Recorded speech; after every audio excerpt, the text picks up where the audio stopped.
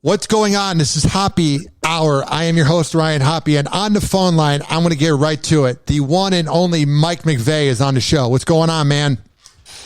Hey, I am thrilled to be a guest in your show. I've been listening to the Hoppe Hour, and so I'm all in. I feel like I should have a special hat on, maybe some kind of lei around my neck. I'm ready for it. Thank you. And I know you really mean that, because a lot of times radio people that come on will say that, and I can't tell if they're being serious, but this is going to the first thing I'm going to say to you, and I'm not trying to kiss your ass.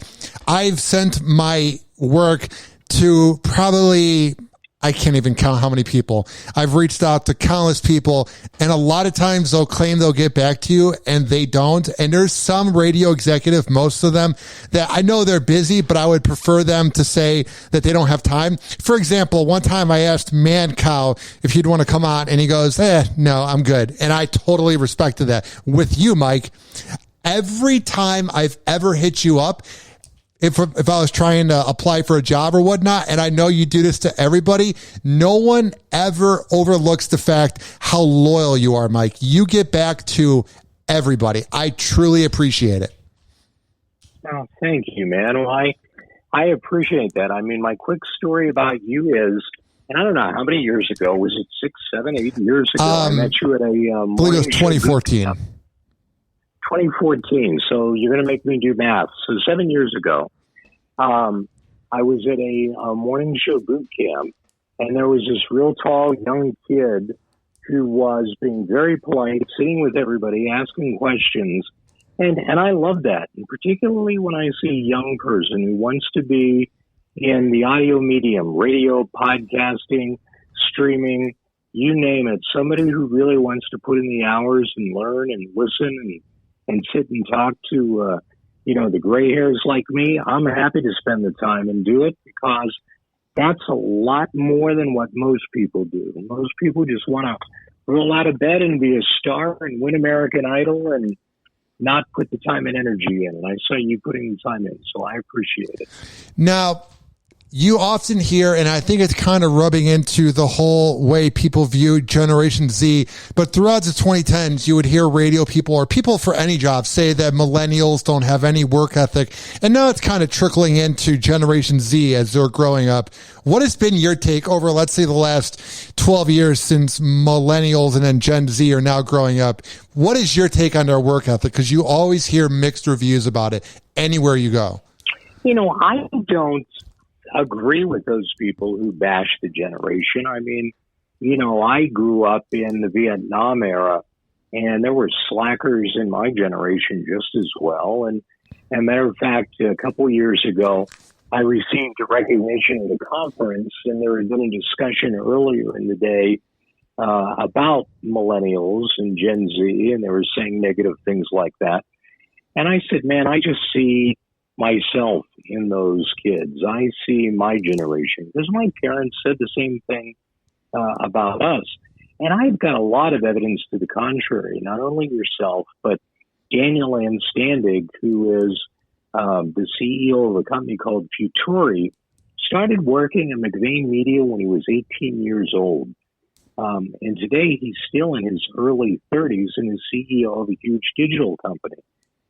My daughters are both involved in the business in two different areas of it, and they're engaged. And I just think that it's an easy excuse for people to whine and complain.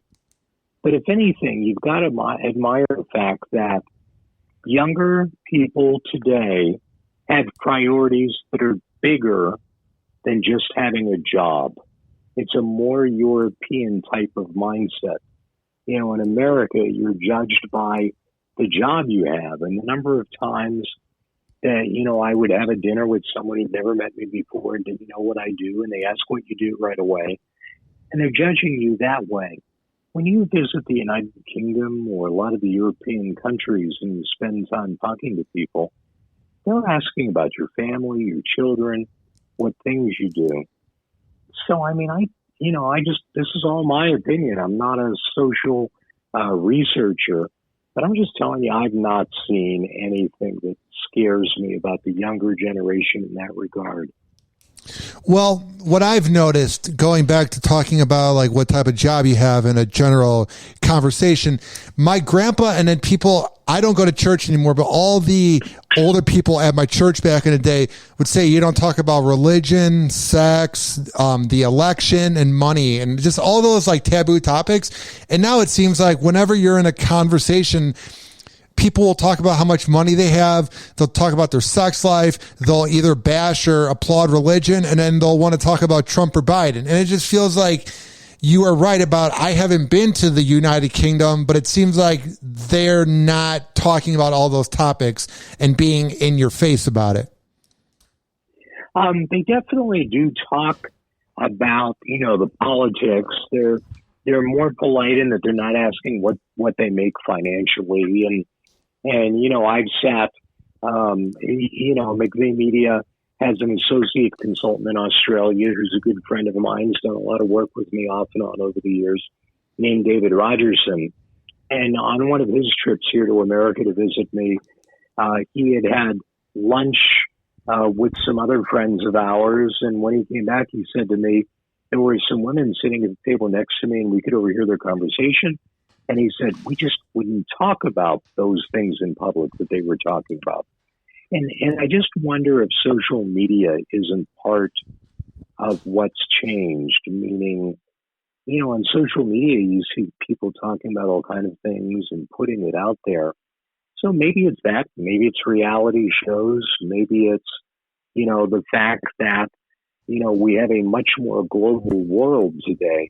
You've got to remember, when I grew up, there were 3 TV channels and AM/FM radio. And, telephones weren't portable or mobile. You didn't have an internet. We weren't always accessible. A lot of cities had 2 newspapers because that's where you got the information. So I think, that's probably the change, for sure.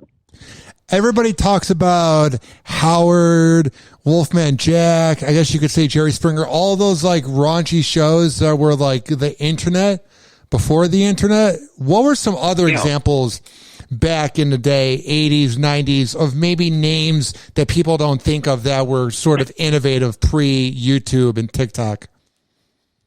Well, I mean, if you talk about being out there, of course, people know who Bubba the Love Sponge is.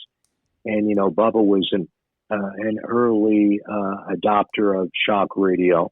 But what Howard did, was a step farther than a lot of those other talent did. There were people like John Lanigan, who was a big morning air talent in Denver and then came to Cleveland, where I now live. And John Lanigan, was an innovator. Don Imus, who died, about a year and a half ago. Mr. Imus was, very, unique in his style, and he was considered a shock jock.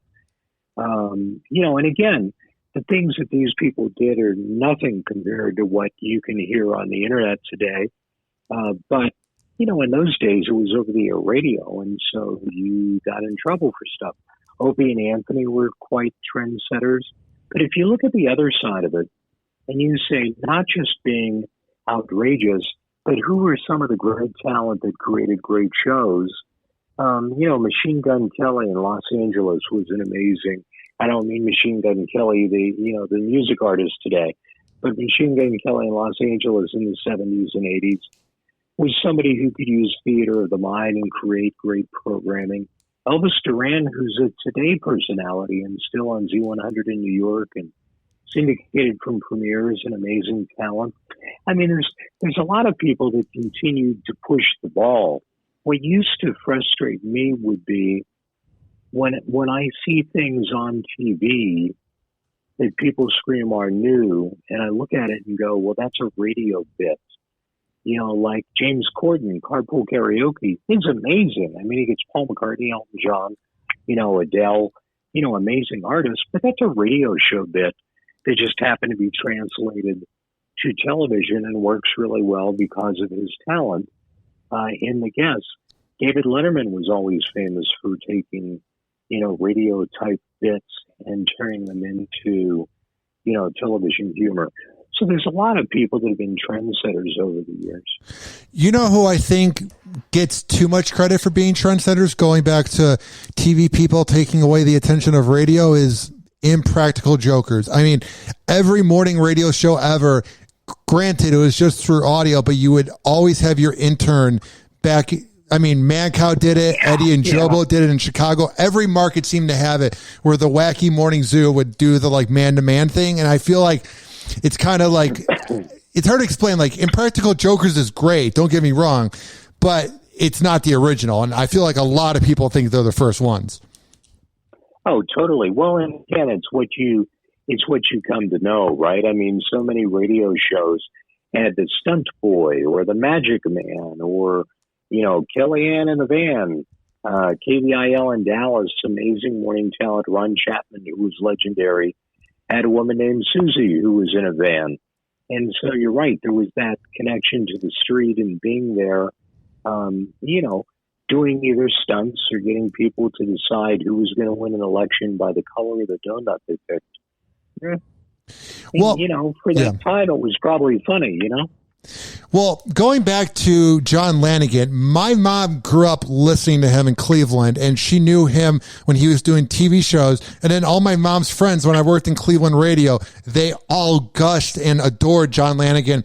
Now, when I worked in Cleveland, it was after he retired, but they would play his show, The Spew in the Hallway of iHeart Cleveland, that he did with Mike Trevisano. And then I got to talk occasionally to Jimmy Malone, who is the co-host with John Lanigan. And I just think that John Lanigan and that team, Lanigan and Malone, I don't think they get enough credit nationally. Because, I mean, everybody in Cleveland, whenever I told somebody that I was working in radio, because my mom's family's from Cleveland, dude, 100% of them all mentioned John Lanigan immediately. Yeah, I agree with you completely. I mean, when I first moved to Cleveland and became the manager at WMJI, John Lanigan was doing mornings on WGAR in Cleveland. And he had followed Don Imus, who had been there before him. And I was starting my consultancy way back in 1984. And one of my clients was a station in Tampa, where you are, and I asked John if he would be interested to go to Tampa, and he did. He went to what was called Magic 96 in Tampa and did mornings for a year, and it just didn't work out. And so meanwhile, I'm still, consulting now at WMJI, and I knew John was unhappy, and he had a 1-year non-compete anyway. And so I approached him to see if he would consider coming back to do mornings on Magic. And there were a couple of things I learned out of it. Had a whole experience. First off, when he came back to Cleveland and was on an FM station instead of AM, where WGAR was, and we put the right people around him, his show popped immediately. But the second thing I learned was people were giving me credit, thinking I was really brilliant, that I had sent him to Tampa for 1 year while his non-compete expired and brought him back. And that wasn't true. I mean, we sent him to Tampa hoping to be successful, and it just didn't work out. And so we brought him back. And so the lesson I learned there was sometimes just shut up and people think you're smarter than you are. That happens to me occasionally. Like, I'll say a funny joke on air, but I'm not really trying to be funny, or things will work out with the shows that I produce on the weekend.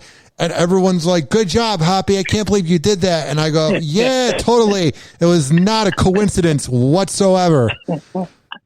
Well, and when you mentioned about John Lanigan and not getting credit, WMJI for a long time while he was there was the #1 overall radio station, playing oldies, playing classic hits. And I would have people call me and say, what's WMJI doing? What's their secret? And I would say, well, let me send you an air check. And I would send audio from Lanigan's morning show, because Lanigan played no music. And so I would send him the audio, and they'd be like, well, there's no music. And I go, and that's their secret. John Lanigan has double the shares of the rest of the radio station. And that was it. I mean, Lanigan was that big. Now, I hear all these tales before my time of radio guys hearing air checks of other people and then copying them. For example, I mean, it seemed like every city had their own version of Howard, and people can claim that they were the ones that originated it in their town. But if you listen to it, it's a lot of times very similar to Howard. How is that taken within the business back in the day, where you would hear somebody and allegedly you can tell that they heard air checks or a tape and sort of copied what they did? You know, I mean, I unless someone was a complete ripoff and they were recording the other person's show and stealing the jokes, I mean, you know, what that's called is modeling. And modeling is actually a way to learn your skills. It's not great if you go into a market and you're just a ripoff. And you know, that can be a problem. I mean, there were two great air talent, one in Buffalo, one in Pittsburgh, that I was familiar with. Because I grew up in Pittsburgh, I grew up listening to a guy named Jim Quinn, who did nights on the top 40 there, KQV. And in Buffalo was a guy named Jack Armstrong, who was a huge number one guy. Later in my career, I was able to work with Armstrong in L.A. But from Buffalo, Armstrong went to Pittsburgh, and everybody in Pittsburgh thought he was copying Jim Quinn because they both spoke really fast. They both had a lot of the same sentences. When I worked with Armstrong later in L.A., I found out that Quinn had ripped off Armstrong, but the listeners didn't know. So when Armstrong got to Pittsburgh, everybody thought he was the copycat. So, I mean, you know, should you find your own thing? Yeah, of course you should. And by the way, radio today is in a different era. I mean, you know, when I was starting, you know, people used names like the Mighty Mouth or Jack Armstrong, Yellow American Boy, or, you know, Bubba the Love Sponge, and so on. You know, today it's a very genuine fiber world. And so you can't be that same hokey person. You've got to be who you are. You know, you've got to be a natural person. So today, if someone is modeling themselves after another talent, they should only be modeling the basics, the syntax, the pace, but they need to be themselves. Because if you're not, it's not like the old days. Social media will find you out, and your audience will find out that you're a fake. What do you think of the app TikTok? I don't know if I'm officially an older millennial. Like, I know I'm not old age-wise, but I just don't get it. My girlfriend uses it all the time. She loves it. I know it's important for radio people to be on it, but I just don't know what to do with it. I look at it and I just can't relate. I don't know what you think about TikTok and radio and TV and media-wise combined. Well, I think TikTok is, I mean, I have all these things like TikTok and Clubhouse and all of that on my phone, you know, because I have to, because I need to know what's going on. And I think that TikTok is something that you should be on, but you've got to figure out how to do it for yourself, meaning no one would necessarily expect you to be doing a dance with a song with your girlfriend. But if it's so out of the ordinary, if it's so unique, if it's so unusual, and you point to it, then it may, you know, have a connection with your audience and lead people there to see it and come back to you. And it's kind of like that funny thing that happened. The other side of it is, if there's something you can do that's really good and really natural, it could drive some audience to you. But I think, unlike Clubhouse, TikTok is more observational for people in media. You know, I have people telling me about, you know, well, they're all about the music that's used on TikTok and what have you. And yeah, that, you know, you might find a hit song off of TikTok. But I have a 10-year-old and a 13-year-old granddaughter. My two granddaughters are both on TikTok. And when I see them shooting videos, they're often just looking for a song that matches the stunt they want to do. It's not because they think it's their most favorite song. So, you know, should radio people look at TikTok? Yes. If you're the type of show that has something you can do on it that makes sense, like a Tino Cucino, you know, I think he's really suited for that format, then great. But to me, Clubhouse is probably somewhere I would go if I were on the air, because I would want my listeners to have a chance to converse with me en masse. So like a month or two ago, I was in the car with my girlfriend and I was looking at TikTok and I was looking at like other radio people that were on it. And I wasn't necessarily jealous of how many more fans they had on there, but I was getting annoyed. And then she told me, she's like, well, use TikTok to look at things that you want to look at, things that interest you, to take your mind off of radio. And I think that might be, and I thought that was one of the best things I've ever heard. I think that might be what the disconnect is with radio people in their late 20s, 30s, 40s, and beyond, is that when they're going on TikTok, they feel like they're overwhelmed because they want to get TikTok famous. Like, I have a few coworkers that talk about TikTok and then they're annoyed that they're not famous. And I'm like, maybe we can just have a platform where we observe and learn things, and we don't always need to try to get our big break from an app. You know what I mean? Yeah, totally. And by the way, who knows what is going to take off. The 10-year-old granddaughter did a video. My daughter, the granddaughter's mother, sells essential oils. And so my daughter is, one of those people who's like, whatever ails you, put essential oil on it, or smoke this, or burn this, or smell this, and it'll make you feel better. And her 10-year-old daughter did a TikTok video. You might have been raised by a Karen. I'm being raised by an essential oils mom. And then the next picture, it shows the kid with her, backpack, and she's getting ready to go out the door. And on the screen, the caption is, heading to school? Have your essential oil? Great. The next one is, it shows a diffuser and says, feeling stressed? Oh, eucalyptus. The next shot, it shows crutches and it says, broke your leg? Try this oil.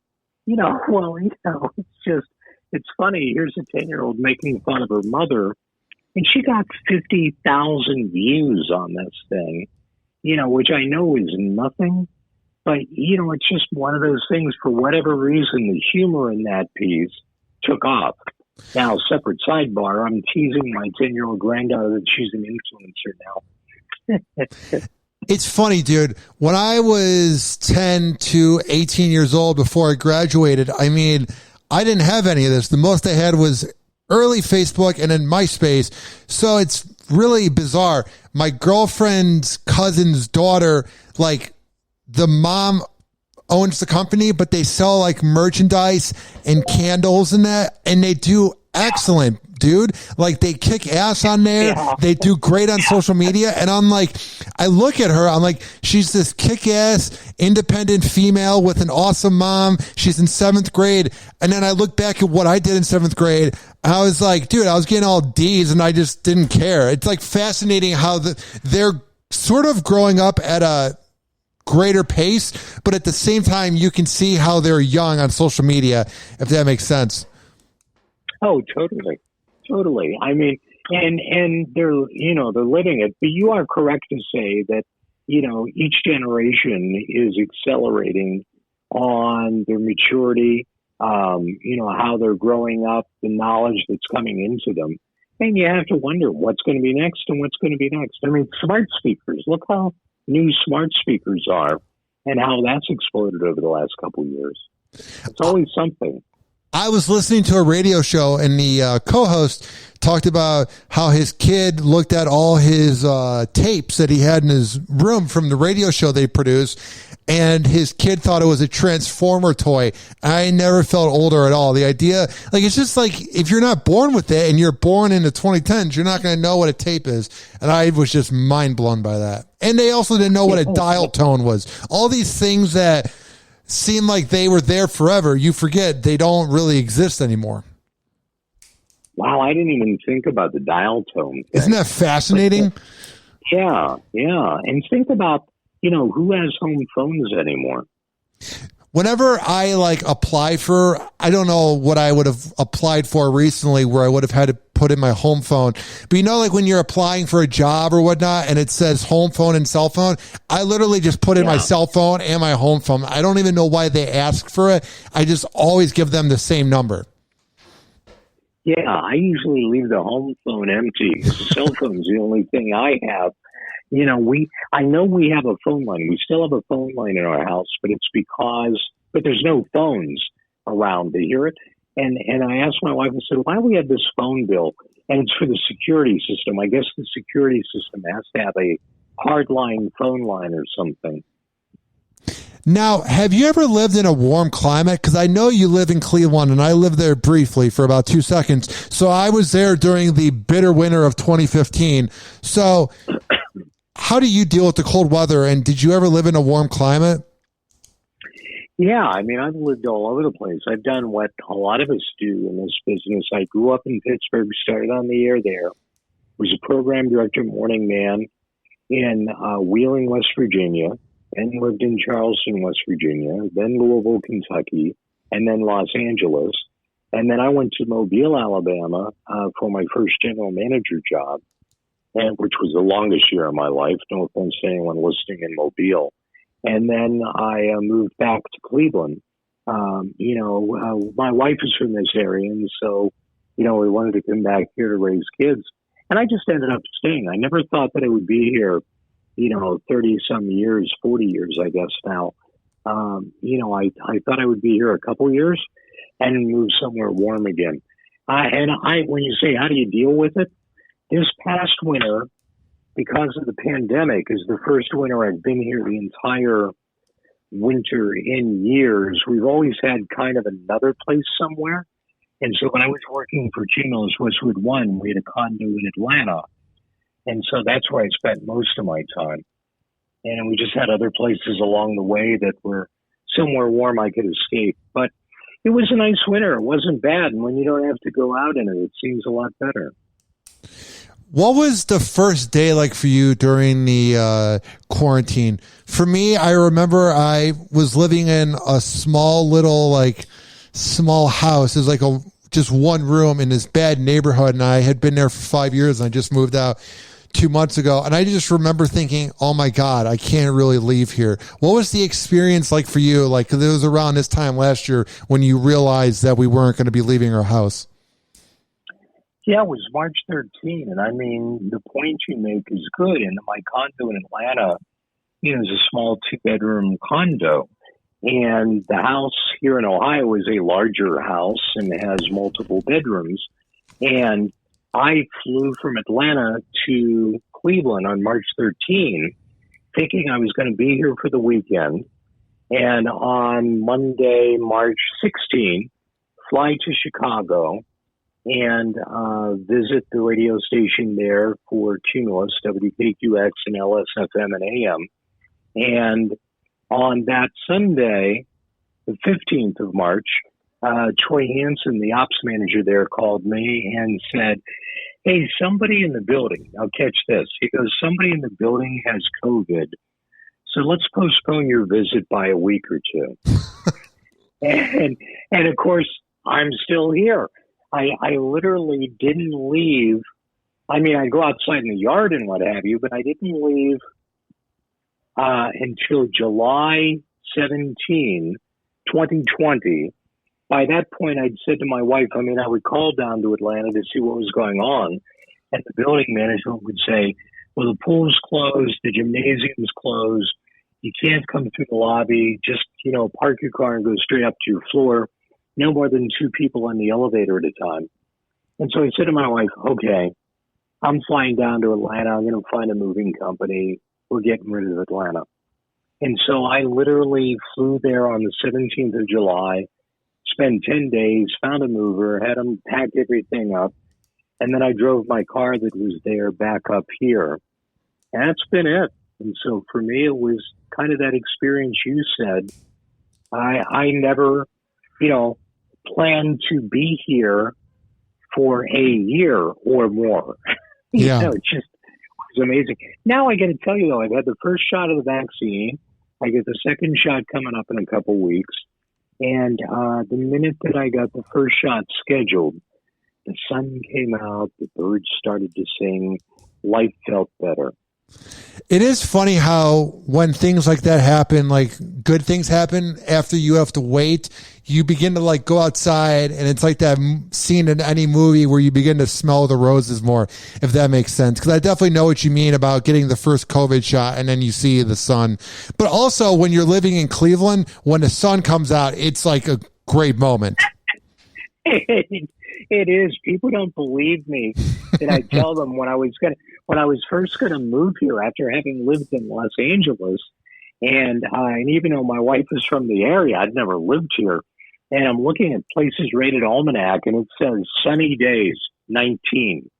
Yeah. Meaning days when there's no clouds in the sky whatsoever. 19.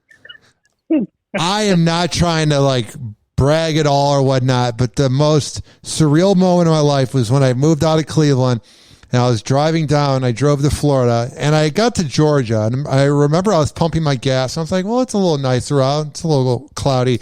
And the weird part about this place called America is right when it says welcome to Florida, you see palm trees, and then the sun is just everywhere. And for me, growing up in Chicago, where it was sunny sometimes, but I was surrounded by trees in my house, the sun being out all the time, 6 years later, man, my brain cannot comprehend it. It's fascinating. Oh, I'll tell you, a lot of it is psychological. Mobile, Alabama actually is a charming city. It just was not a great place for me to live at that time.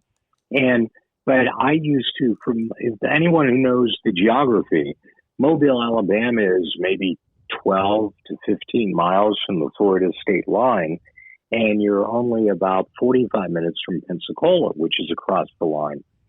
And, on the weekends, there were times when I would just drive from Mobile over to Pensacola to sit on the beach there. Yeah.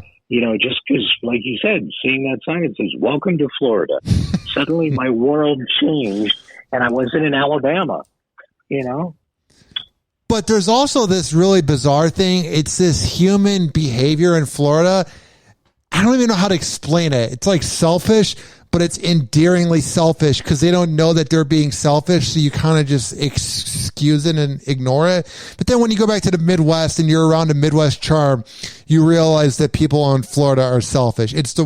I don't even know how to explain it, but it's I don't know if you've noticed that. When you're in Florida, you think it's acceptable. But then when you leave Florida and you go to the Midwest, you're like, wow, Florida's different.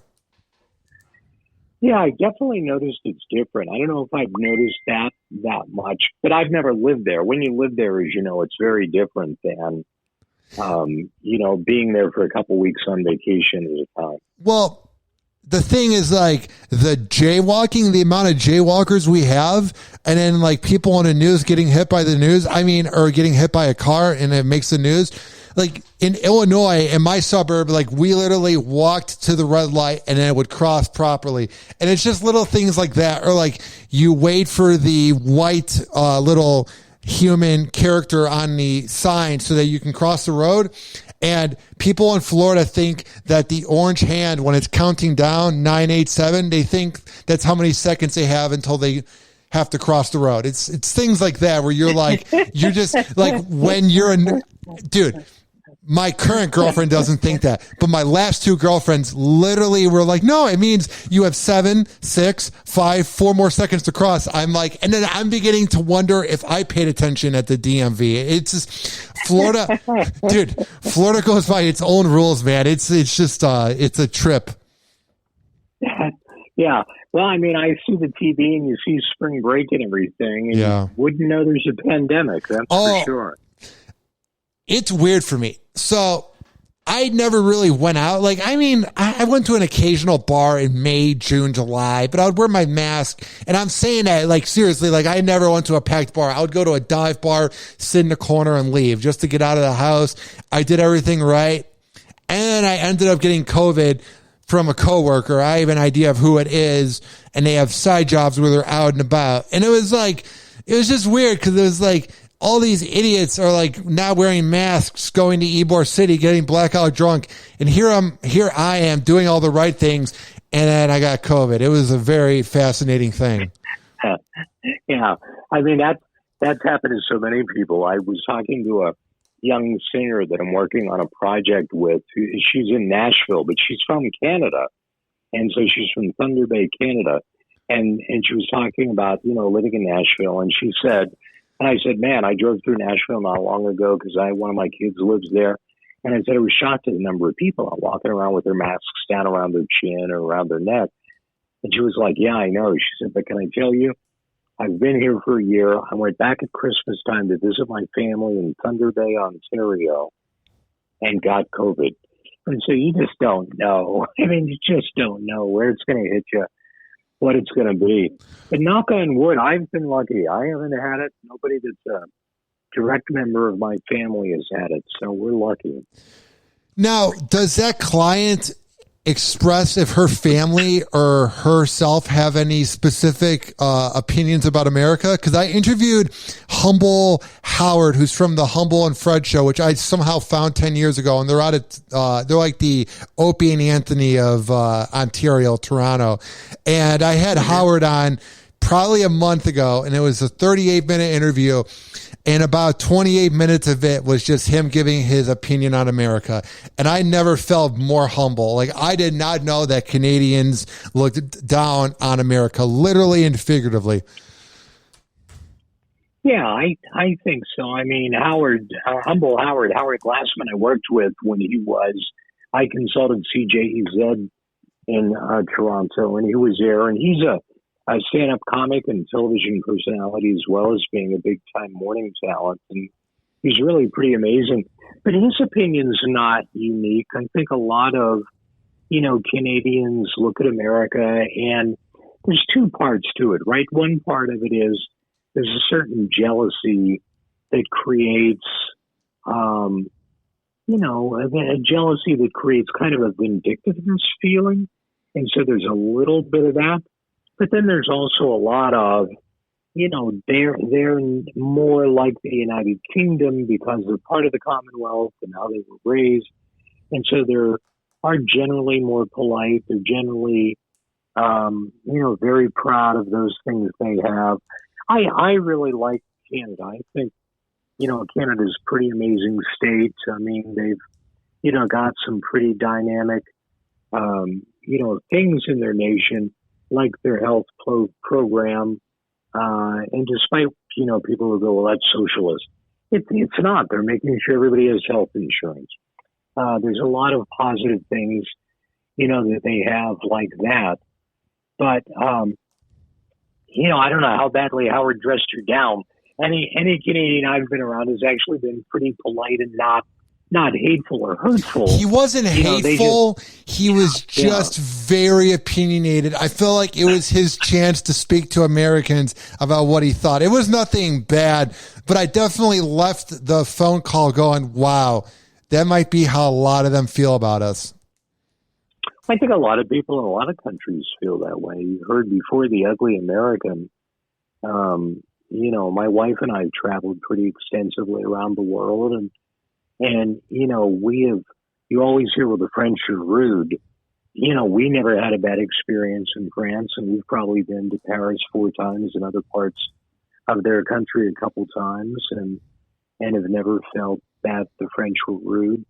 And when we've talked to people, one of the things about being a consultant is I've been able to consult in radio in other countries. And, when I spend time and talk to them, there is just this feeling that they view all Americans as being loud, boisterous, overbearing, rude, very self-centered, and to a certain extent, they're right. I mean, when you're in a foreign country and you listen to their international news, you hear stories about nations I'd never heard of before. And so I don't know if it's that America's so big that's why, so much of our news is just our news, or what it is. But, having said all that, I'm really proud of America, though. And there's no country I'd rather live in. The more I travel around the world, even with all the problems, and we have a lot of them, I'd rather live here than anywhere else. I mean, the problems people yell about in regard to social injustice, those are very real problems, but we're working on them. We're having protests. We're making changes. We're trying to make it better so that Ryan Hoppe's kids grow up in a much better world. And there's a lot of other countries that aren't even trying. That's a good point. I didn't really think about that because sometimes I feel like the fake outrage can be a little nauseating, But I think overall, I would almost rather have all the outrage, and then over time, we'll figure out what we need to be mad about, if that makes sense. Like, I'd rather have a lot of outrage than none, if that makes sense. Well, yeah. I mean, I was listening to one of your podcasts last week, and you went on a rant about the Dr. Seuss books and the people that are yelling about them. And I thought you made a great point where you were like, when's the last time you read a Dr. Seuss book? What are you pissed off about? Yeah, and then... You want to see Dr. Seuss? Go to the library. And you're right.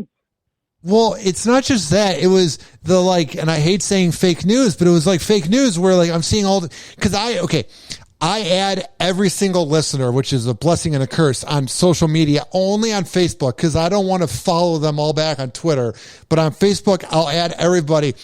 And I'll see people on the right side, people on the left side. And it was like, and I'm not trying to get political, but everybody on the right was talking about cancel culture, the liberals. And then they're using graphics of the Cat in the Hat and Horton Hears a Who. And I'm like, but those aren't the books that are being canceled. That's what was making me mad, was when I first heard about it, I was like, what's wrong with the Cat in the Hat? And then when you see the imagery and the things that were actually in the books that nobody's ever read, I was like, I got to say something. I'm like, this is out of hand. Yeah, and I'll tell you, I mean, it's interesting because when I heard it, I thought you were right on. And I was interviewed on a different podcast maybe a day or two after I'd listened to that episode of yours. And the person asked me about cancel culture. And I said to them, well, give me a specific. And he said, Pepe Le Pew, the skunk is being canceled because he's overbearing and pushing himself on the kitty cat, who's the female. And I said, well, stop and think about that for a second. I have a grandson who is 9 months old. And if he never sees that, how does that hurt his life? And so if there's something out there that has a stereotype that we don't want to teach our young people, I'm good with getting rid of it. Because frankly, like you say, I don't care if they get rid of, Pepe Le Pew or anything else that they're screaming about canceling, because it doesn't change my life. And it may be for the better of my grandson's life. And so you got to look at it that way and say, we are, and my kids would tell you, Hoppy, if we were sitting around and my two daughters were here and somebody was doing something stupid somewhere, I would say, I blame their parents. Now, part of that's satire on my part, but the other part of it is real, that we are creatures of our upbringing. We're creatures of our environment. And so I'm not trying to make our world vanilla. That's not it at all. But, we don't need to make fun of people. We just don't. We don't need to put people down. We don't. That doesn't help anybody. So I'm good with canceling all that. I don't think we should make a big deal about it.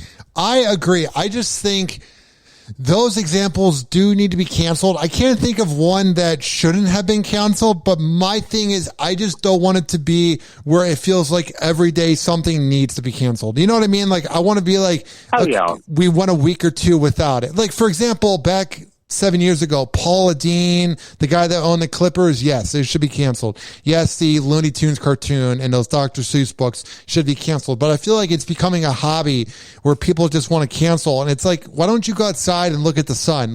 You don't always need to cancel everything. Yeah. I mean, you gotta weigh it. Jeep is dropping the Cherokee brand from the name. And I guess, at first I was saying, well, that's silly. How's it dishonor the Cherokee Nation? But then somebody said to me, well, the Cherokee Nation was upset by it. Okay, fine. So, you gotta weigh those things, right? So if Jeep decides they're going to call the Jeep something else, I don't buy it for the name, so that doesn't bother me. But to your point, I get that there are some things that people are yelling about that's silly. Again, I would just look at it and say, if the people that are affected or classified or identified with that name that's being belittled are uncomfortable with it, then it should be addressed. To your point, some of the people that are yelling, I can pretty much guarantee you there's nobody that's a green character with a tall hat that is yelling to get rid of the Dr. Seuss books. Yeah. So some people that are yelling are just yelling for the sake of being over the top. Now, before I let you go, I know you write a lot of articles and you go to conventions and you talk to podcasts and people all the time. What is the one thing you notice yourself saying over and over again about American radio? What needs to happen or what isn't happening? But what's like the overall theme that's on your mind about radio right now? Well, and the key word there is right now. I mean, my theme has changed over the years, but right now my message would be every time you turn around, you pick up an article where someone from Pandora or Spotify or Sirius XM or, Google, just pick one, Apple Music, are taking their shots and being up on radio. And the reality of it is they all wish they had radio's distribution. They all wish they were as omnipresent as is radio. The problem that radio has is a content problem. We have degraded the listening experience over the last dozen years. We play too many commercials. In that spot load is too many units. We've stopped really trying to play music that satisfies the person who wants to discover new songs. We have put too many rules on air talent, and so many air talent are now either automated or voice tracked that we've lost some of the connectivity we had to the communities before. Some stations who are not total line reporting, and by total line reporting I mean are not simulcasting their over-the-air on the digital stream, those who break away for commercials. Some of them have upcuts. You hear half of the commercial. You hear words missing. You hear the same, Smokey the Bear or McGruff the Crime Dog PSA over and over, on their stream. So true. And we wonder why fewer people are listening. It's blame the listening experience. And my frustration is there are people who could change it, but they're not changing it. And therein is the problem. That's my frustration. That's what I've been talking about for a couple of years now, where, it's just like, why can't we try to run 6 minutes of commercials an hour in 2 stop sets of 3 minutes each, and we only play 60s. So you've got 3 units in one and 3 in the other, and charge more for them. Why can't we, do some music research? Why can't we have spotlights on new music? Things like that, I think, would improve the listening experience and would stop the erosion that we're seeing. And so when someone, I saw a study the other day where someone said, radio still has 85% of all Americans listening every day. Well, I can remember when that was 98%. And so it's going to keep eroding unless somebody wakes up and says, we've got the distribution, we can fix this, let's improve the listening experience. My thing, and now this is just from, I'm 27, so I haven't been in radio my whole life, if that makes sense. But what I notice is it seems like 70s, 80s, 90s, even 20 years ago, it felt like PDs and programmers took more of a chance and then it became successful. But it feels like everybody's afraid to take a chance. And I think that's why everything is just kind of the way it is because like everybody, I don't know if it would be ratings or money or revenue, but I just don't think anybody rolls the dice anymore. It's just, if it works, why would you even want to touch it? It's just kind of a sad mindset, Yeah, I'm totally with you. I agree 100% on that. So where can people find everything you're up to? Go to McVaymedia.com, McVaymedia, McVay Media, MCVAY, McVaymedia.com. That's my website. You can email me, Mike McVay at McVaymedia.com. And I'm on all the social media. Mike McVay is the handle I use everywhere. Well, Mike, it's been a lot of fun having you on the show. I appreciate our friendship and just keep being you, man. It does not go overlooked how real you are, because a lot of times when you reach out to people, you can just kind of feel that it's not going to be a real experience, but you are as real as it gets, Mike McVay. Now, thank you, Ryan. I appreciate it. It was great being part of the Hoppe Hour. Awesome. Thank you, Mike. See you later. Bye-bye. All right, bye.